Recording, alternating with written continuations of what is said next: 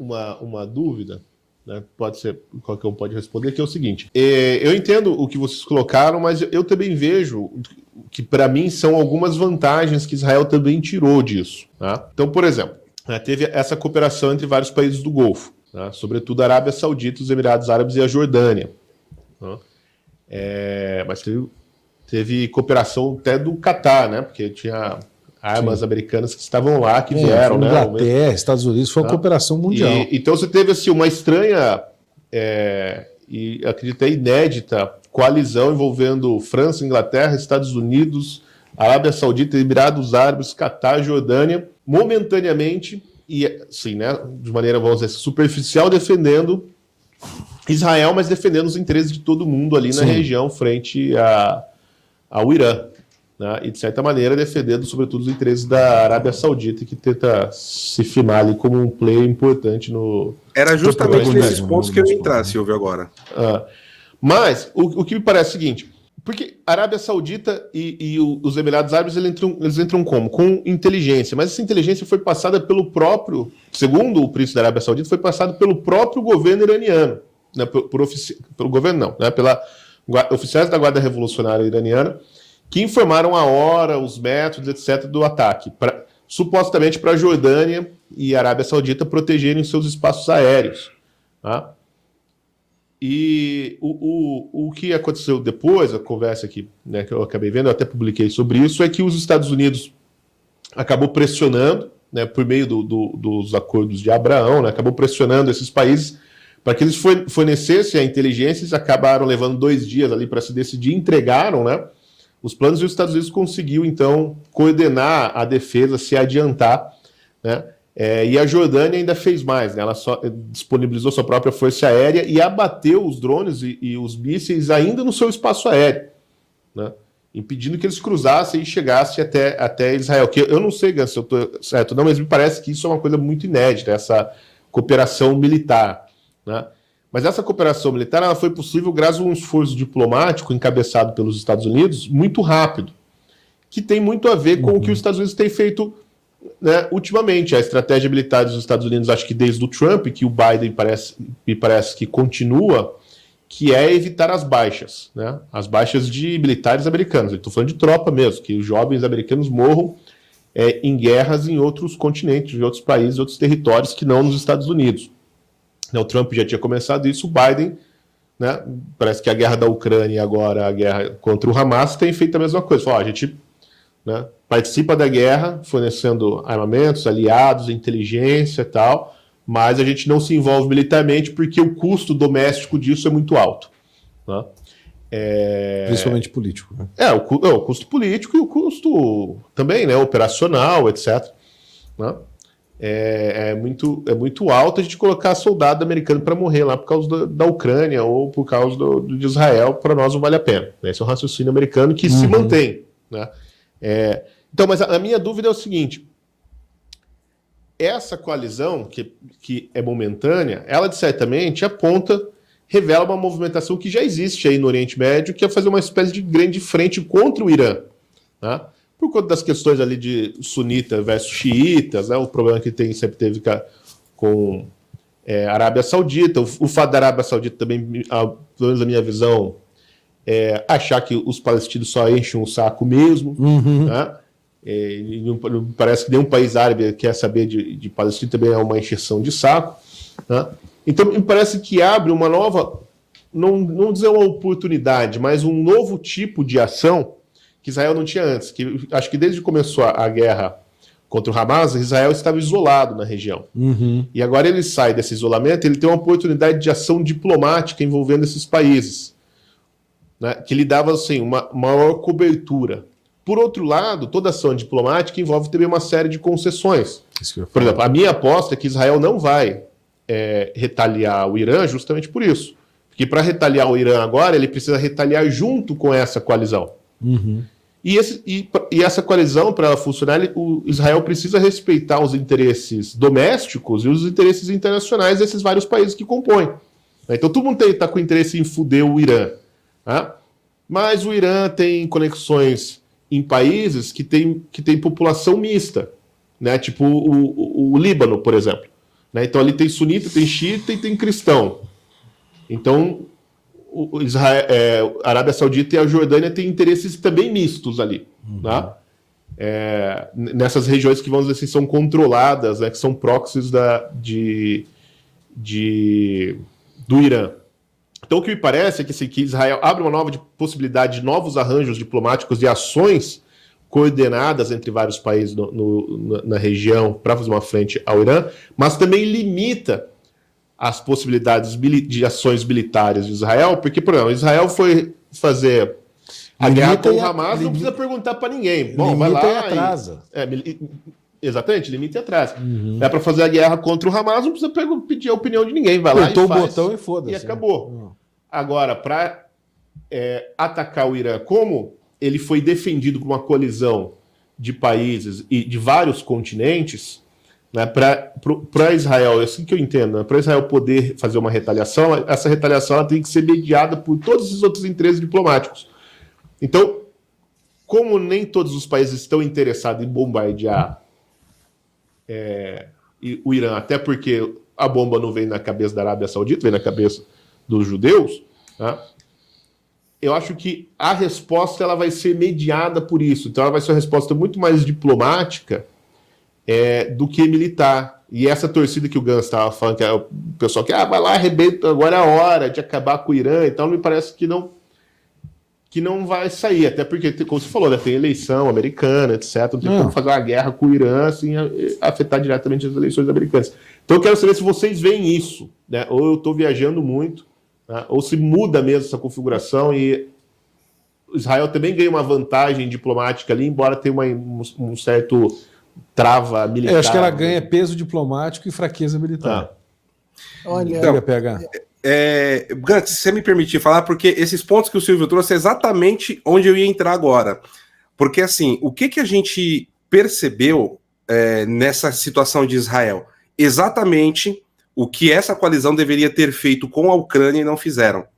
E parece que eles aprenderam com o erro deles. Por quê? Porque eles tinham 120 mil soldados desde setembro de 2020, começou a ter uma aproximação de soldados ali na fronteira da Ucrânia, tanto no leste quanto no norte, e todo mundo acreditou que era só blefe do Vladimir Putin para tentar pedir concessões diplomáticas, e a gente viu no que deu.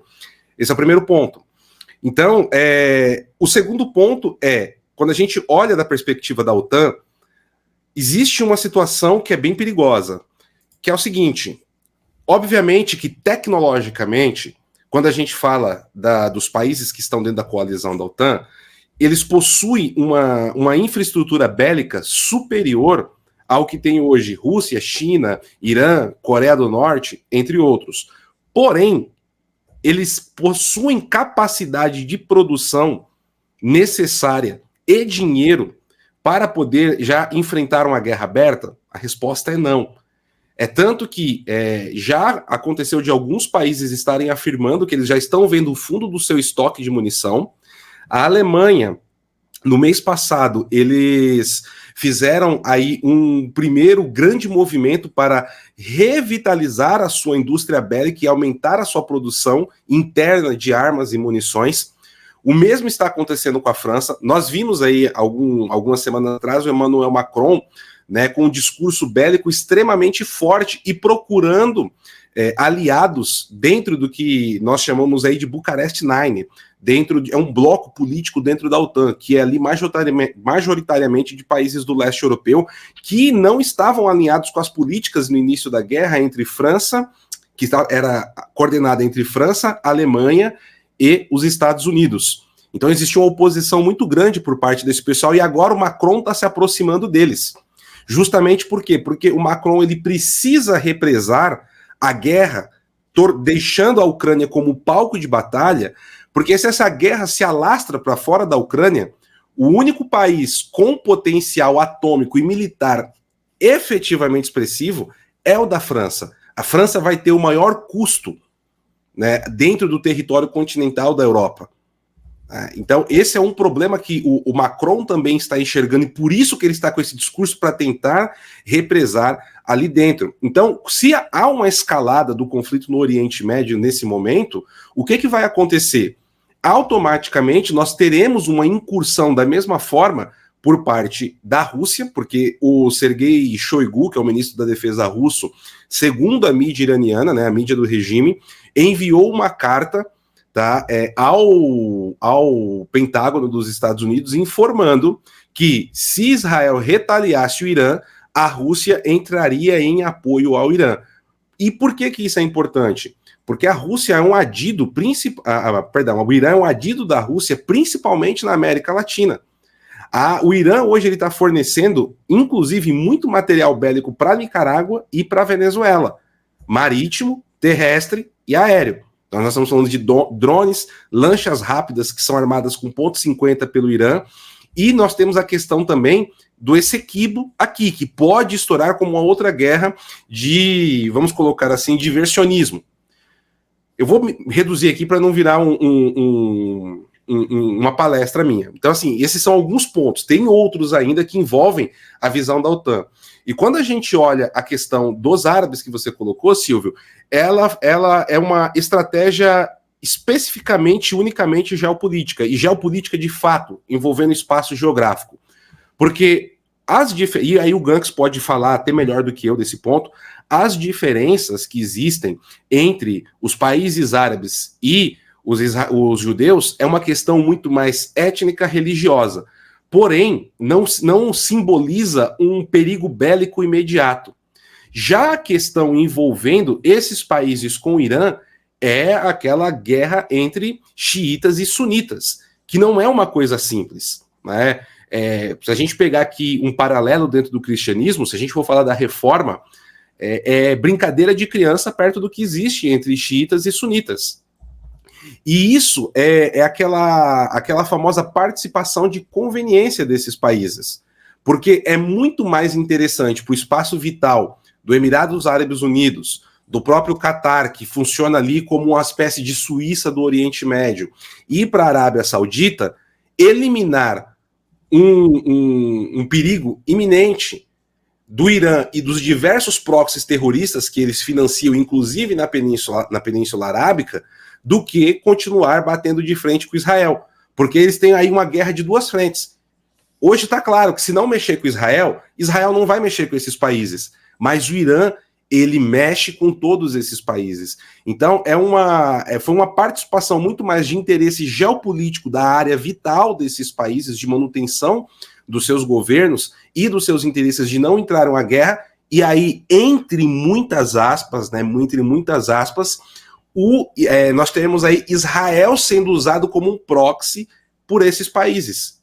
Entre muitas aspas, esse ponto que eu estou falando.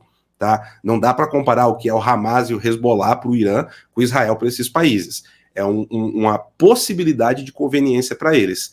É isso. Né? Devolvo a palavra. Uma aliança. Vai. É mais um aliado do que um proxy, né? Mas como uma aliança dessa é tão inusitada, pelo menos para nós aqui, assim, a gente fala, porra, que coisa. Mas vai lá, Gans. Olha, então, Silvio, eu não vejo essa, vamos dizer, essa sequência de fatos, né? O Irã falando primeiro para os países árabes que depois foram pressionados a contar e isso aumentou essa aliança. Em primeiro que por que eu não vejo isso, né? Em primeiro que eu acho que o interesse do Irã foi efetivamente não causar nenhum estrago. Por quê? Vamos supor que caísse um míssil num lugar populoso e matasse muita gente. Israel teria que reagir. Então, o Irã não queria isso. O Irã queria outra coisa. Então, eu não vejo isso, eu não vejo que esse ataque foi, digamos, uma grande falha militar e um grande sucesso da defesa de Israel. O ataque era sabido dia, inclusive, com dias de antecedência, e você tinha diversos canais que estavam mencionando isso. Então eu não consigo ver essa, vamos dizer, essa união diplomática toda. É claro que cada um tem seu interesse, do ponto de vista, olhando para Israel e os países árabes, com todo o ataque do Hamas, a relação com os países árabes manteve-se do mesmo jeito, não teve nenhuma mudança drástica. Lembrando, sempre, né? Sempre.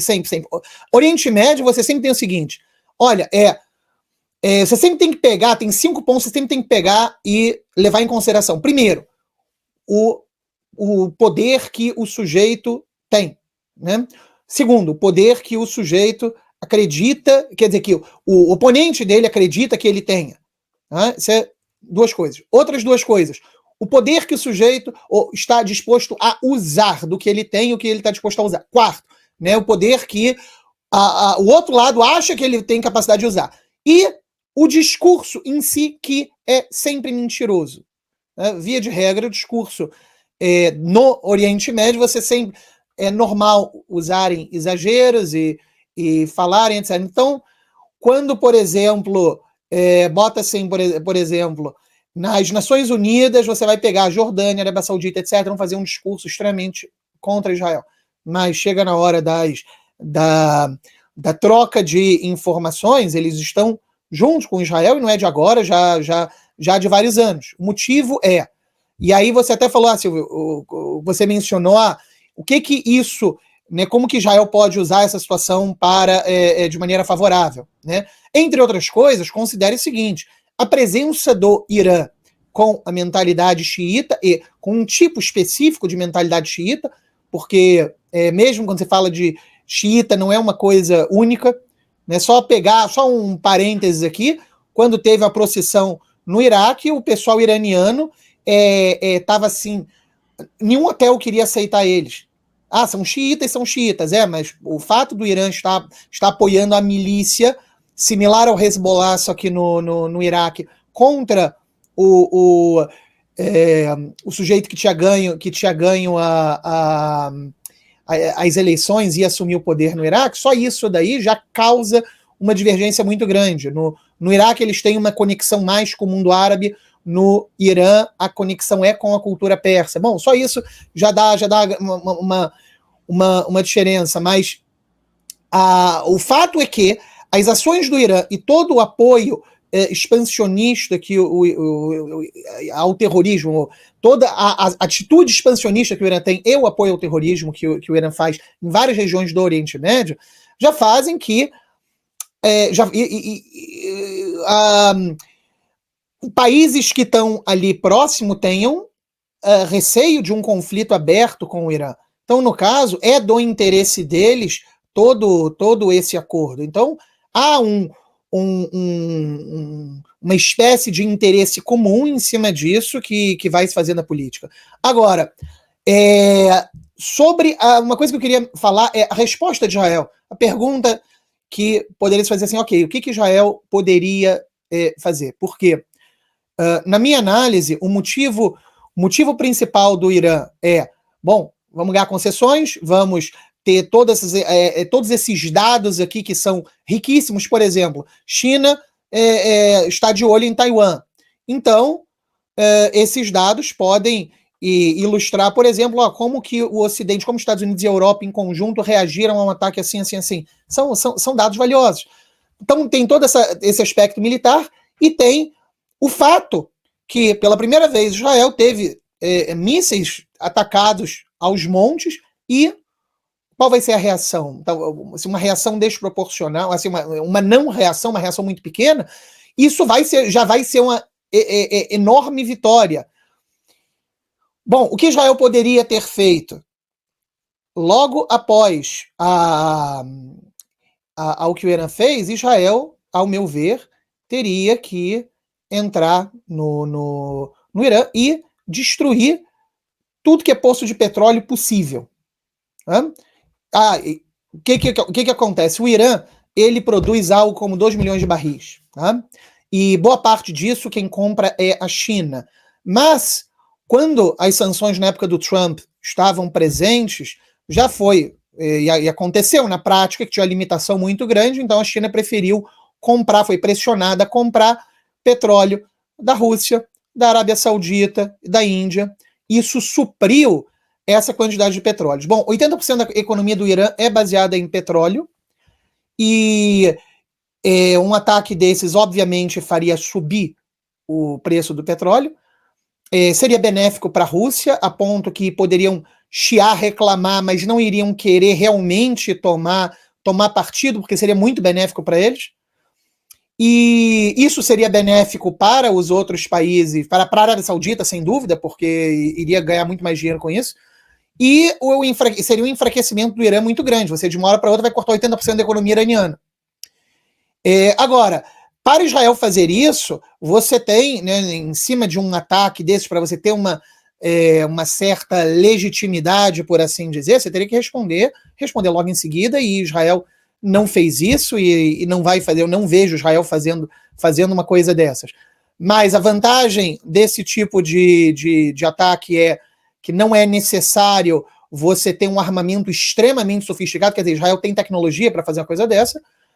Se vai fazer, quer dizer, por que não faz? Bom, aí isso é toda uma questão à parte em cima da mentalidade que há dentre o setor de segurança. Também a mesma coisa eu poderia falar com relação ao Hamas, né? Por que a reação de Israel foi essa e não uma série de outras possíveis? Bom, isso tem a ver com a mentalidade das pessoas que estão presentes no setor de segurança de Israel. Estou falando dos generais que têm poder decisório, que basicamente quase todos eles nomeados por Netanyahu, então é a própria visão do Netanyahu também, que em questões de segurança é algo como centro-esquerda. Então, chefia de polícia, chefia tanto do Mossad quanto do Shabak, que é o setor de inteligência interna, externa e interna, eles têm uma certa mentalidade com relação ao que fazer em uma série de situações. Não é, digo de maneira direta, não é a mentalidade do Oriente Médio, é a mentalidade da Europa liberal. Então, inclusive tem um bordão até que fala assim: pessoal que quer usar a cultura do sushi para o lugar onde se come hummus. Então, é isso que você tem.